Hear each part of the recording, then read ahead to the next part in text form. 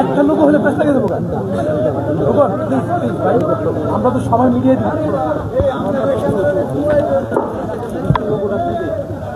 একটা লোক দিয়ে হবে না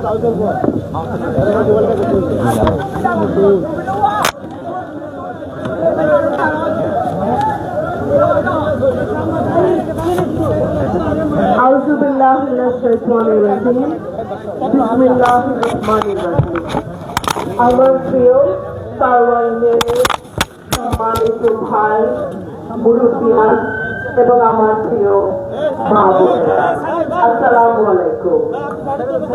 আমরা নির্বাচনের আর মাত্র 10 দিন বাকি। ইনশাআল্লাহ আশা করব এই নির্বাচনে আপনারা স্বাধীনভাবে ভোট দিয়ে হাঁস মার্কাকে বিপুল ভোটে জয়যুক্ত করবেন।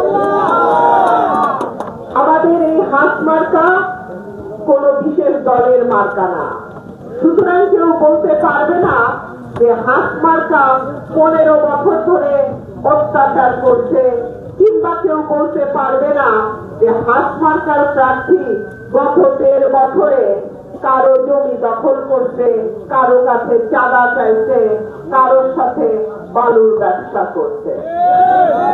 হাঁস মার্কা হচ্ছে উন্নয়নের মার্কা। হাঁস মার্কা মানুষের ভোটের অধিকারের মার্কা।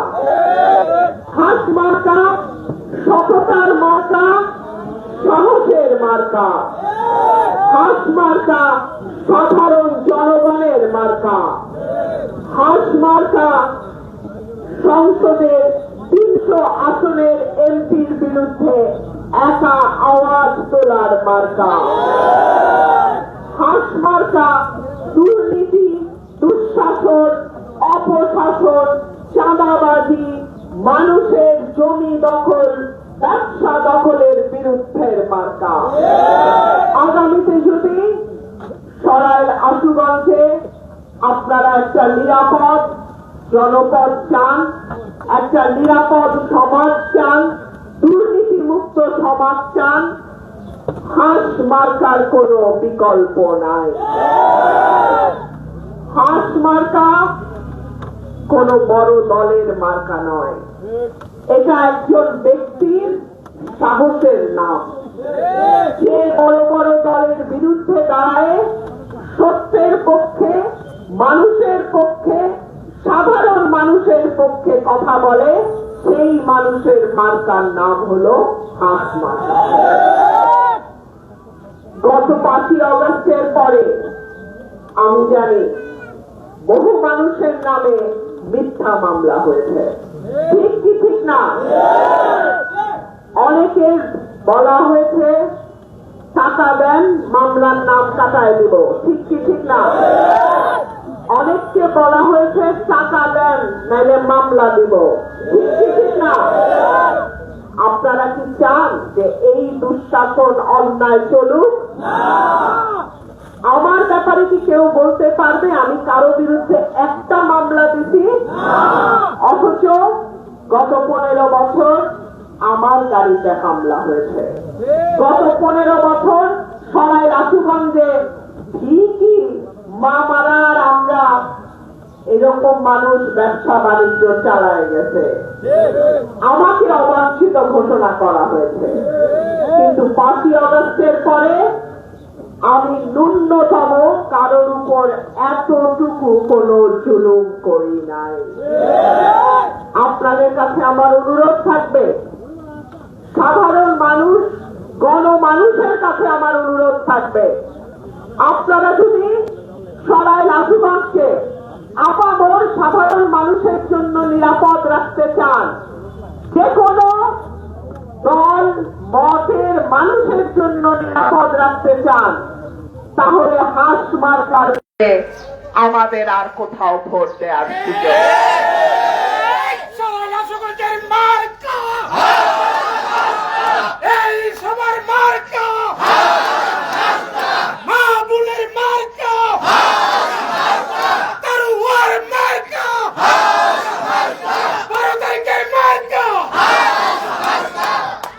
প্রিয় ভাইরা আমার, সরাইল এবং আশুগঞ্জ, বিশেষ করে আশুগঞ্জ সার কারখানা আছে, বিদ্যুৎ কারখানা আছে, গ্যাস আছে, চাল কল আছে। তারপরেও আমাদের এলাকার সাধারণ মানুষের এই দুর্দশা কেন? গুটি কয়েক মানুষ ভালো থাকে, অল্প কিছু মানুষ ভালো থাকে। আওয়ামী লীগ আসুক আর বিএনপি আসুক, তাদের কোনো সমস্যা হয় না। ভোগে সাধারণ মানুষ। সাধারণ মানুষকে যদি ভালো রাখতে হয়, সাধারণ মানুষকে যদি নিরাপদে রাখতে হয়, সাধারণ মানুষের জীবনকে যদি উন্নত করতে হয়, কোন দলের মার্কা নয়, সাধারণ মানুষের যেই মার্কা, হাঁস মার্কা, সেই মার্কাকে বিপুল ভোটে জয়যুক্ত করতে হবে। আমার পরিকল্পনা সরাইল এবং আশুগঞ্জকে পৌরসভা করা। আশুগঞ্জে এতগুলো চাল কল, সার কারখানা, বিদ্যুৎ কারখানা, তারপরেও কেন আশুগঞ্জ একটা বাণিজ্যিক নগরী হওয়া সত্ত্বেও পৌরসভা হতে পারলো না? পারলো না এ কারণেই যে আমরা যোগ্য সঠিক মানুষকে সংসদে নিতে পারি নাই। আমরা যোগ্য ব্যক্তিকে ভোট দিয়ে নির্বাচিত করতে পারি নাই। আমার প্রিয় ভাইদের কাছে আমার আহ্বান থাকবে, আপনার একটা ভোট অতি মূল্যবান। এই ভোটটাকে সামান্য কিছুর বিনিময়ে কিংবা ভয় ভীতির মাধ্যমে কেউ যেন কিনে নিতে না পারে। আপনার ভোট আপনার ভবিষ্যৎ, আপনার ভোট আপনার এলাকার ভবিষ্যৎ, আপনার ভোট আপনার সন্তানের ভবিষ্যৎ।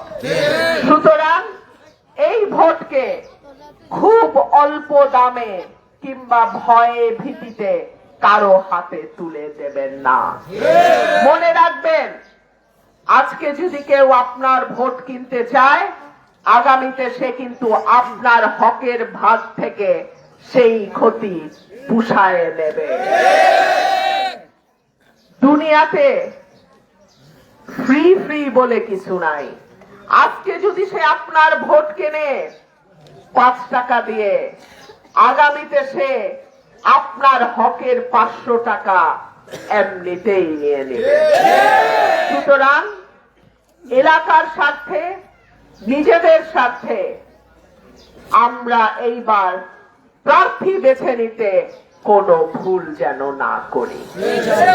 প্রিয় ভাইরা আমার, আমাদের কৃষি, আমাদের স্বাস্থ্য, আমাদের ব্যবসা বাণিজ্য, শিক্ষা, স্কুল, কলেজ, মাদ্রাসা থেকে আরম্ভ করে রাস্তাঘাটের উন্নয়ন, অবকাঠামো উন্নয়ন, ইনশাআল্লাহ যদি আপনারা আমাকে নির্বাচিত করেন, আমার প্রথম কাজই হবে আপনাদের সঙ্গে আলোচনার মাধ্যমে আপনাদের যেই দাবি দাওয়াগুলো আছে সেই দাবি দাওয়া অনুযায়ী কাজের পরিকল্পনা করা। ইতিমধ্যে আমার কাছে একটি অনুরোধ এসছে, সেখানে বলা হয়েছে ইদ্রিস চেয়ারম্যানের বাড়ি থেকে তারুয়া পুরাতন বাজার পর্যন্ত 1.5 কিলোমিটার রাস্তা সংস্কার করবার জন্য।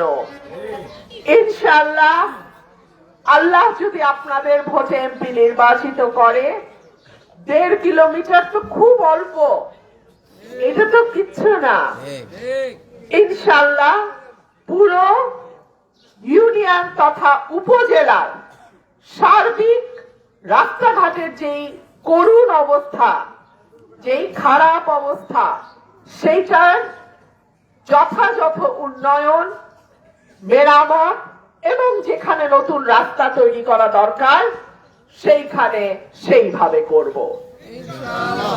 আমি যখন সংরক্ষিত মহিলা আসনের এমপি ছিলাম মাত্র 3.5 বছর, তখন কিন্তু সংরক্ষিত আসনে যাওয়ার কারণে কোনো বড় প্রকল্প আমি নিতে পারি নাই।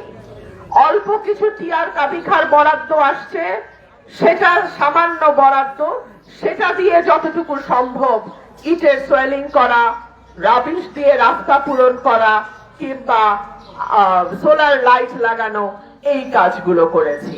কিন্তু আল্লাহ যদি এবার আমাকে নির্বাচিত এমপি করে, আমার বরাদ্দ হবে সংরক্ষিত নারী আসনের বরাদ্দের অনেক গুণ বেশি। সুতরাং আমার পক্ষে উন্নয়নের কাজ করা অনেক বেশি সহজ হবে। আজমল মেম্বারের বাড়ি থেকে আলতাফ মাস্টারের বাড়ি 3 কিলোমিটার রাস্তা পাকা করার জন্য আবেদন করা হয়েছে। 1.5 কিলোমিটার বা 3 কিলোমিটারের মতন ছোট ছোট প্রতিশ্রুতি নয়, আমার প্রতিশ্রুতি এলাকার আপামর সাধারণ গণমানুষের কাছে, আমার প্রতিশ্রুতি এলাকার ভোটারদের কাছে, আমার প্রতিশ্রুতি আমি যদি আপনাদের ভোটে এমপি নির্বাচিত হই, আমি কোন এলাকা উন্নয়নের ছোঁয়া ছাড়া, অবকাঠামোর উন্নয়নের ছোঁয়া ছাড়া ইনশাল্লাহ রাখবো না। রবীন বাহানার বই নাই, রাজপথচারী নাই, রবীন বাহানা এগিয়ে চলো, আমরা আছি তোমার সাথে। আপনাদের কাছে আমার একটা চাওয়া আছে, 11 তারিখ ভোটের আগের দিন বিকাল থেকে 12 তারিখ ভোট গণনা শেষ হওয়া পর্যন্ত সেন্টারগুলো, কেন্দ্রগুলো আপনারা পাহারায় রাখবেন। ভোটটা যে দিচ্ছেন, এই ভোটটা হেফাজতে আছে কিনা, নিরাপদ আছে কিনা, নাকি কেউ চুরি করে নিয়ে গেল, সেইটা দেখার দায়িত্ব কিন্তু আপনাদের। আপনাদের কাছে আমার অনুরোধ থাকবে, কেউ যেন আর বাংলাদেশে ভোট কারচুপির স্বপ্ন না দেখে। আর যদি কেউ সেই রকম কোন চেষ্টা করে, পুলিশ প্রশাসন, সেনাবাহিনী, বিজিবি সহ আমার এলাকার আপামর জনসাধারণ সেই রকম কোন কুচক্রকে প্রতিহত করবে ইনশাআল্লাহ, এটাই আমার বিশ্বাস। প্রিয় ভাইরা আমার, আমি আমার বক্তব্য আর লম্বা করব না, আমাদের আরো 2-3টা প্রোগ্রাম আছে। আপনাদের সঙ্গে আমার নির্বাচনের আগে এই এলাকায় হয়তো আর দেখা হবে না, তবে ইনশাআল্লাহ নির্বাচনের পরে আপনাদের সঙ্গে বিজয়ে আমার দেখা হবে। আরেকটা কথা, ব্রাহ্মণবাড়িয়ার গ্যাস, এটা এখন সকলের একটা প্রশ্ন।